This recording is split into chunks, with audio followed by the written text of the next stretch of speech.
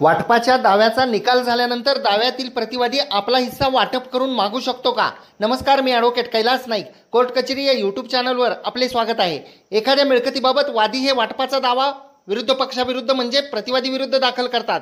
केसची सुनावणी होते व त्या दाव्यामध्ये वादीचा ठराविक हिस्सा आहे असे जाहीर केले जाते. त्यासोबतच प्रतिवादीचाही हिस्सा जाहीर केला जातो. न्यायालयाच्या आदेशाप्रमाणे शेतजमिनीच्या वाटपासाठी प्रकरण जिल्हाधिकारी यांच्याकडे पाठवले जाते व घरजागेच्या वाटपासाठी दिवाणी न्यायालयामध्ये फायनल डिक्री अर्ज म्हणजेच अंतिम हुकुमनामा होण्यासाठीचा अर्ज करावा लागतो. जर प्रतिवादीला न्यायालयाने हिस्सा जाहीर केलेला असेल तर योग्य तो स्टॅम्प भरून प्रतिवादीसुद्धा वादीने दाखल केलेल्या हुकुमनाम्याच्या अंमलबजावणीच्या अर्जामध्ये आपला हिस्सा वाटप करून घेऊ शकतो.